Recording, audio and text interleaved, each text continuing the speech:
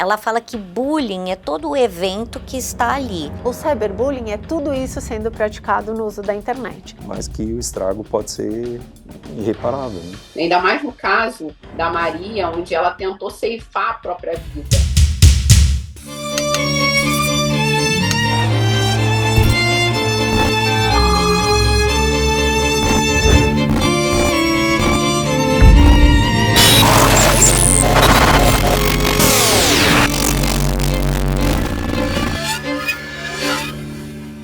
O que é o bullying? Vamos falar aqui do conceito, né? A intimidação sistemática, intencional e repetitiva que causa dor e sofrimento a alguém. O cyberbullying é tudo isso sendo praticado no uso da internet. Então a gente tem uma consequência muito mais devastadora. Por quê? Porque no bullying, os personagens ali, né, o infrator, a vítima, as testemunhas, eles têm que estar presencial. Quando isso acontece, quando acontece o cyberbullying, isso pode acontecer por qualquer meio, mensagens, e-mails, mensagens no WhatsApp, chats privados em redes sociais, qualquer meio digital, quantas vezes quiser, né, praticar isso e a qualquer momento. Então isso tem um efeito devastador na vida ali da vítima. O bullying, ele tem a questão da vivência, né, de uma experiência traumática pessoal, interpessoal, né? Então, ele tem um impacto, sim, né, da criança que está sofrendo aquilo ser humilhada, ser ridicularizada, ou tem esse fator que é um pouco diferente do cyberbullying, né? A questão do cyberbullying é que ele produz um impacto que amplia, né, a capacidade da criança de ter o discernimento de quem que está acessando e vendo aquilo, aquela exposição que ela está submetida, né, vai para uma capacidade que o cérebro dela não dá conta de entender qual que é a dimensão disso, né? Então o impacto para ela acaba sendo muito mais desestruturante ou potencialmente mais intenso, né, do que um bullying em si.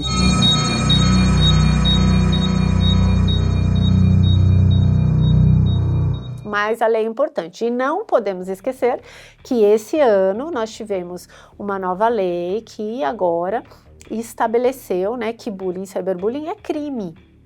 A partir desse ano, a prática, né, tão danosa que ela está ali tipificada como crime no nosso ordenamento jurídico. Que a lei do bullying, ela não coloca limitação de idade.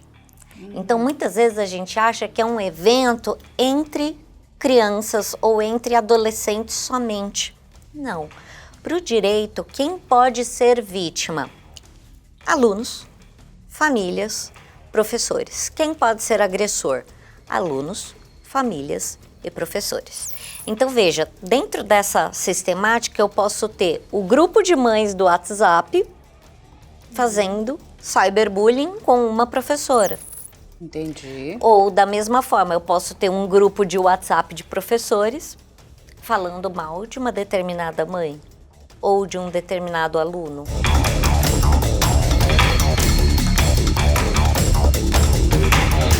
A lei do bullying, a 13.185 de 2015, ela fala que bullying é todo o evento que está ali em instituições de ensino, todas, qualquer uma, desde o berçário até o pós-doc. Tá. Então, às vezes as pessoas acham que não existe bullying e cyberbullying ali entre universitários. Isso também vale para as cátedras universitárias. E temos também aí a figura em clubes e agremiações recreativas. Então, o bullying e cyberbullying é praticado entre os adolescentes. O que a gente tem entre os adultos, na maioria das vezes, sei lá, pode ser praticado em empresas, são os assédios, né? Assédio sexual, assédio moral, então é tratado de uma outra forma pela legislação vigente. Não é porque não tem a categoria bullying que não vai ser ofensa. O direito, a honra, a imagem, tudo isso é protegido pelo direito. Ainda que eu não tenha a figurinha do bullying ou a figurinha do cyberbullying.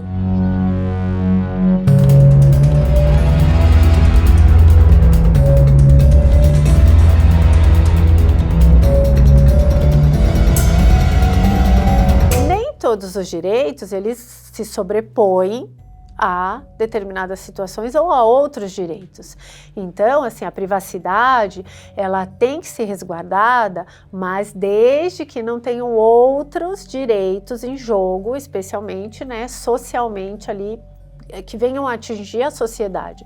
Então, numa situação em que haja necessidade de fornecimento de dados, de identificação de um perfil, é óbvio que a gente tem essa sobreposição a esse direito à privacidade. Tem um exemplo que eu gosto muito de falar com os adolescentes, né?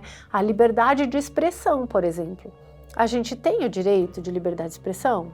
Temos? Está garantido em lei? Tá, mas esse direito é absoluto?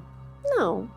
Porque eu posso dar a minha opinião, eu posso discordar, eu posso falar aquilo que eu penso, mas se por meio disso eu xingar, ofender, assediar alguém, praticar algum crime, esse meu direito, ele tem limites, né? Eu não vou estar ali deixando que esse direito prevaleça frente ao dano ou ao crime que eu causei ali a uma outra pessoa.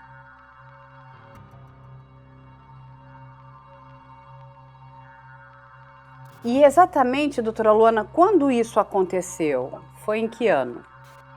Foi no ano de 2013. A Maria, ela era adolescente, ela tinha por volta de 13 anos na época, e ela começou a sofrer o bullying dentro da instituição de ensino por parte dos colegas de classe, e essas condutas, elas eram reincidentes, e elas foram propagadas também para a parte virtual, né? Eles praticavam bullying dentro da instituição de ensino, porém eles se reuniam através do Twitter e blogs na rede social para planejar o que eles fariam dentro da sala de aula. Quem cria um perfil falso para praticar um crime, para praticar uma ofensa, um cyberbullying contra uma criança ou um adolescente, ela pode ser identificada por meio desses dados que os provedores são obrigados a armazenar e fornecer quando houver uma ordem judicial relacionada a isso.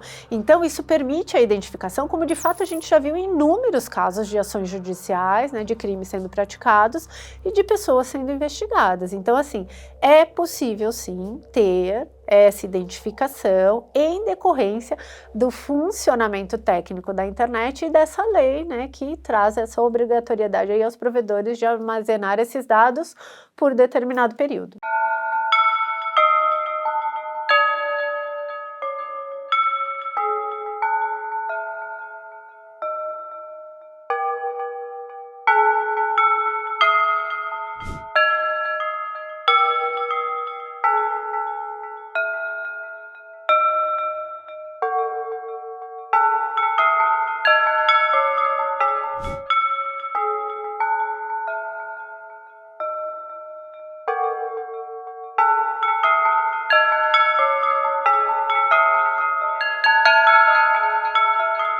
A gente precisa entender que os jovens, eles têm uma imaturidade muito grande, então a percepção de causa-consequência do que está sendo feito, né?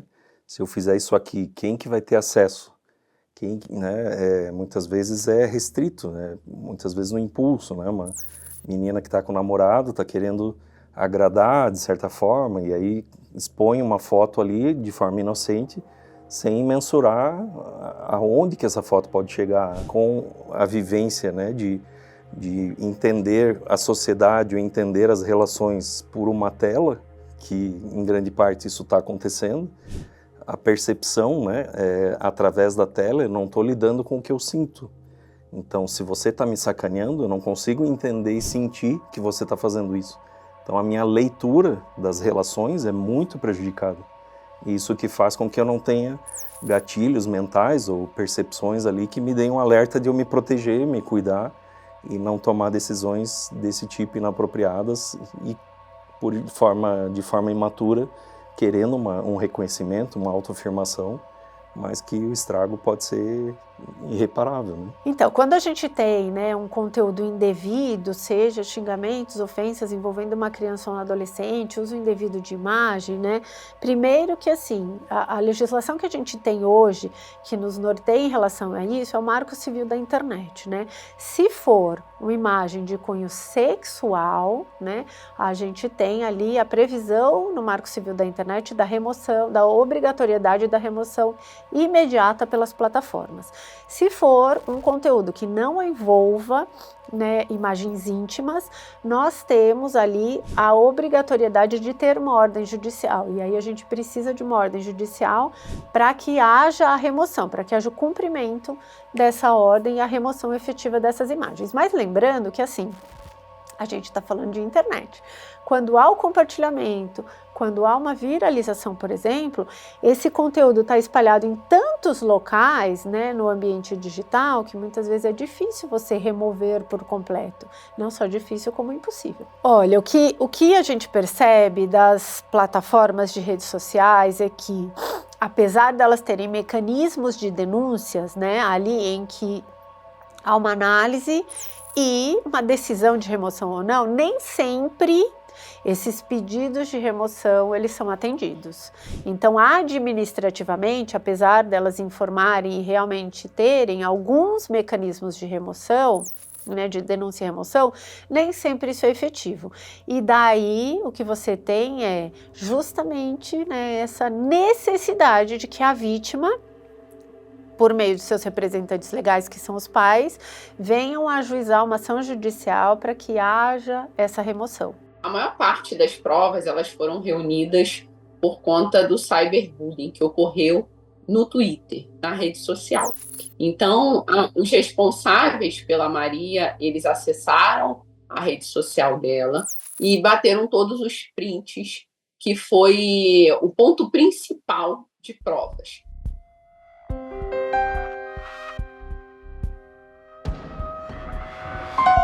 Nesse caso, a instituição de ensino ela foi omissa.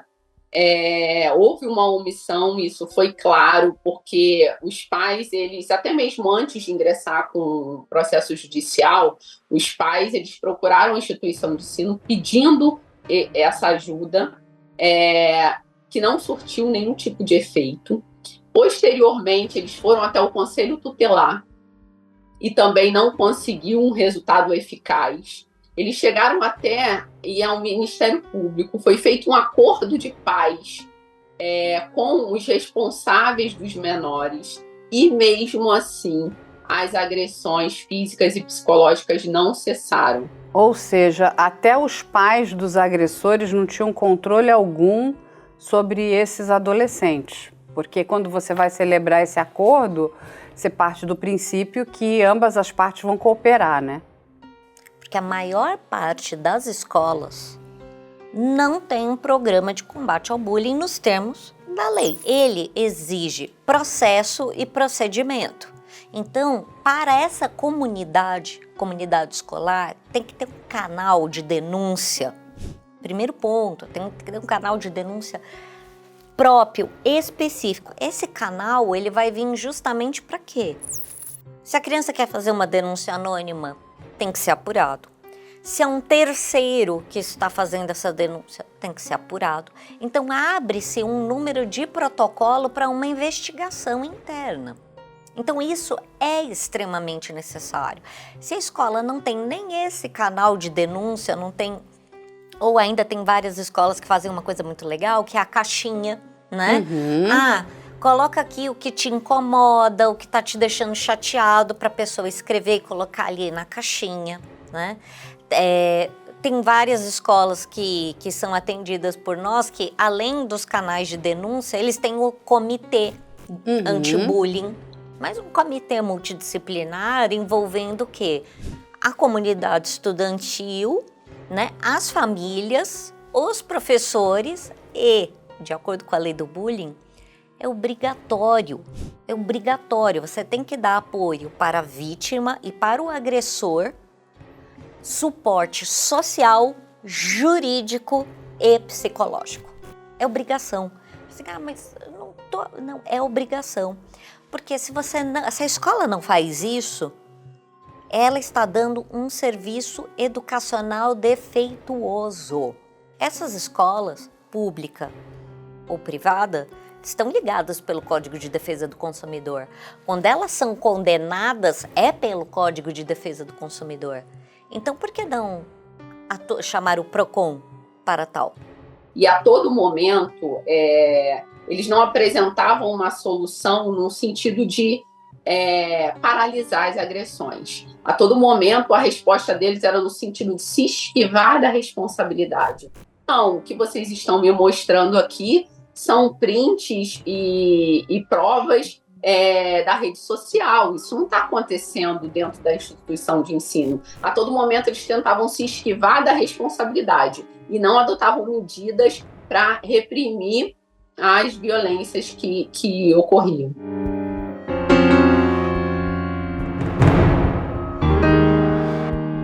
O administrador da escola, ele tem a responsabilidade de implementar esse programa. Se não o faz, veja, o artigo 13 do Código Penal, ele é muito claro de falar. Se responde por ação e por omissão. E quando você é obrigado a fazer, por lei, alguma coisa e você não o faz, você responde criminalmente pela sua omissão. Então, se ele não implementa uma brigada de incêndio e pega fogo, a culpa é de quem? É dele.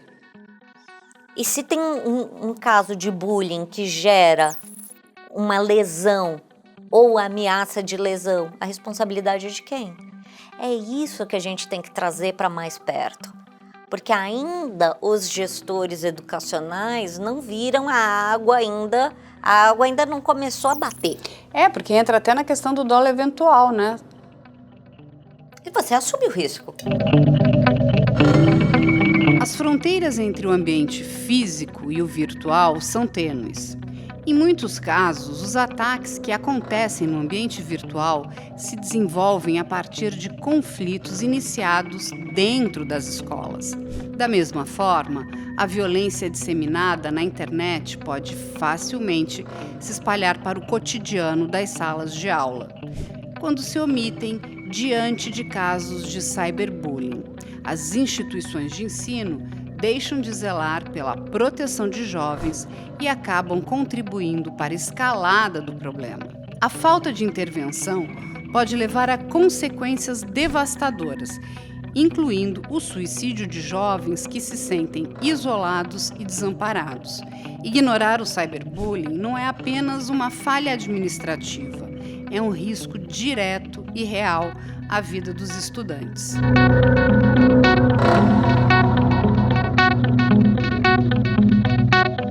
Pode ter um impacto bem maior, tem estudos que mostram, né, a questão do suicídio é muito mais intensa quando acontece o cyberbullying do que o bullying por si só, né?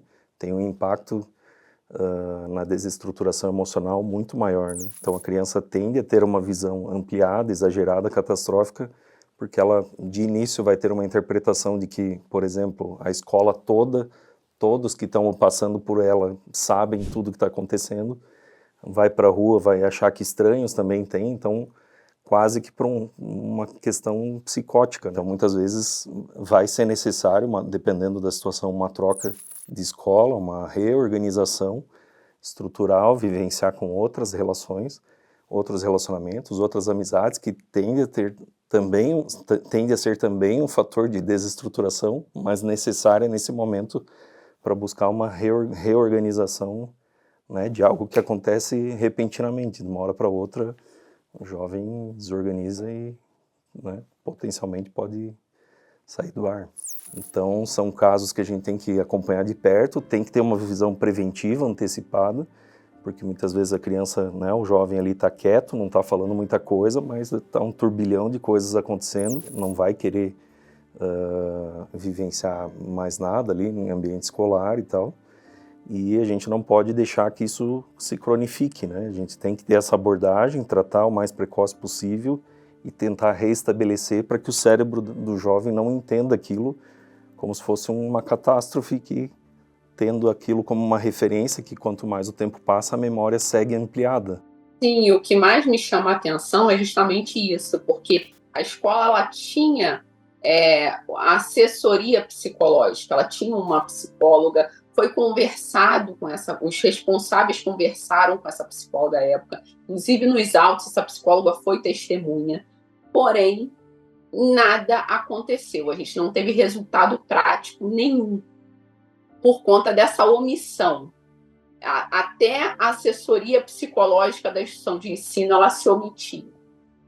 Então, realmente é um caso que chama muito atenção e como você falou, é uma situação que ela gera para a pessoa que era a vítima, né? Ela gera um prejuízo devastador. É uma coisa que ela marca a vida da pessoa. E por mais que a pessoa mude o ambiente, na vida adulta, ela tem um resquício, ela tem ali o resquício daquela dor que foi sofrida durante a adolescência. Ela tem um marco. E isso, assim, você pode fazer um tratamento psicológico, porém, essa dor e esse marco, a pessoa carrega essa ferida aí por toda a vida, porque, infelizmente, uma adolescência, ela marca, né? E é um trauma muito grande, ainda mais no caso da Maria, onde ela tentou ceifar a própria vida. Então, foi um episódio que marcou muito. O cyberbullying tem sido associado a um aumento preocupante nas taxas de suicídio entre jovens. Dados da Fiocruz revelam que, entre 2012 e 2021, houve uma alarmante disparidade de gênero nesses casos. Os rapazes representaram mais que o dobro dos episódios de suicídio em relação às meninas. Foram registrados 6.801 casos entre os meninos, o que corresponde a 68,32% do total, enquanto as meninas somaram 3.153 casos, ou 31,68%. E biologicamente, ou um aspecto de forma geral, que chama a atenção com mais frequência para o perfil do potencial suicida, são jovens que têm um funcionamento mais introvertido, que demonstram menos as emoções, os sentimentos, são mais fechados, se comunicam menos, trocam menos experiências, né, socializam menos, dialogam menos, conversam menos com os pais, né, então tem uma introversão e aí possivelmente maior o isolamento e o uso de telas, né? Uma vítima de cyberbullying, ela absorve muito pouco somente da intervenção do pai e da mãe, porque ela não vai se sentir compreendida para ter uma reorganização e uma reestruturação para a retomada do equilíbrio emocional dela. Então ela precisa apoio psicológico e, em geral, suporte, inclusive medicamentoso, preventivo, para dar esse suporte. E, ao mesmo tempo, uma necessidade de abordagem efetiva e drástica dos pais para cima da escola para identificar esses fatores, identificar, né, o que está acontecendo, dependendo do caso, né, buscar a polícia, né, fazer boletim de ocorrência, dependendo do que se deu, né, e tentar solucionar para mostrar claramente para o filho que a questão foi solucionada, está sendo buscado a solução e que aquilo é errado, não é algo, né, que acontece. Né? É de extrema importância a denúncia e é de extrema importância todos os pais né, estar observando seus filhos, porque eles dão sinais, né? Eles dão sinais conforme o comportamento. Então, assim, a denúncia é extremamente importante, é um processo cansativo, desgasta, né? Os pais, eles ficam com esse desgaste emocional, esse sofrimento, porém, a gente precisa atacar, sim, a gente precisa tomar medidas para conseguir um resultado e também para coibir que outras pessoas não passem por situações semelhantes a essas aí que que muitas pessoas vivem dentro do ambiente escolar, mas muitas vezes os adolescentes eles têm vergonha, então eles não têm coragem de contar para os responsáveis. Então, assim, é muito importante os pais ficarem atentos à conduta dos filhos, à mudança de comportamento, porque é um sinal de que alguma coisa está acontecendo. Então, peraí, eu estou sendo agredido e agora? Qual que é as próximas etapas? Porque muitas vezes a gente também pega casos onde o agressor, primeiro ele foi a vítima. Sim. Então esta cultura, a cultura de ódio, ela é extremamente comum.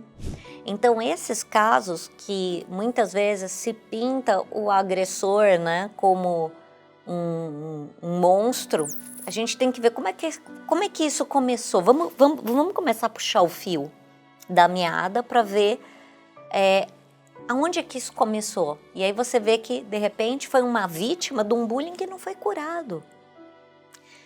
E essa vítima fez o quê? Não vai acontecer nada, eu resolvo. E assim, o que me chamou muita atenção nesse caso foi o fato da forma agressiva com que eles agiram, sabe? Se a gente verificar as provas dos autos, a gente vê que eles são muito incisivos e muito agressivos no comportamento, sabe? E é uma coisa que chama atenção, porque a gente está falando de menores, né? Sim. E chama muita atenção, porque eles realmente se reuniam, eles planejavam tudo e executavam dentro da sala de aula. Inclusive, assim, ela sofreu a agressão não só psicológica, né, desses apelidos pejorativos, mas também a violência física. Houve uma situação em que uma das alunas arremessou um estojo no rosto da Maria e tinha um representante da instituição de ensino, um professor, verificou a situação e só houve uma advertência verbal. Não houve nenhum comportamento da escola para coibir esse tipo de agressão.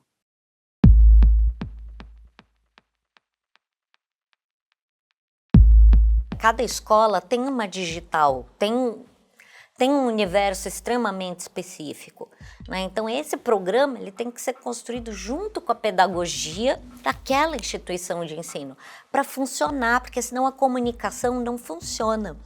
E veja, quando se fala de bullying e de cyberbullying, é isso que os pais precisam compreender. A segurança é inegociável. E uma das coisas que as escolas precisam compreender é que racismo não é liberdade de expressão, tá? Você falar, o menino tá batendo em você porque eu acho que ele gosta de você. Não, tá? E isso eu já vi de forma extremamente bizarra, né? Isso, você não pode normalizar nenhuma forma de violência. Então, muitas vezes você escuta até famílias falando, mas o bullying é pedagógico. Então, a educação digital, a cidadania digital, a educação midiática, ela traz a conscientização e a capacitação. E isso faz com que a gente trabalhe na prevenção. Então, uma vez que você conscientiza uma família, que você conscientiza um jovem hoje, você o torna muito mais, né, blindado, protegido, consciente, tanto dos seus direitos, quanto da sua proteção, quanto dos seus deveres. Então, a gente está falando de tudo isso, essa conscientização é essencial para a prevenção. E o que é a prevenção? É você justamente trabalhar o seu cenário ideal, né, o cenário de instrução, para que não aconteçam aqueles danos que a gente quer tanto evitar.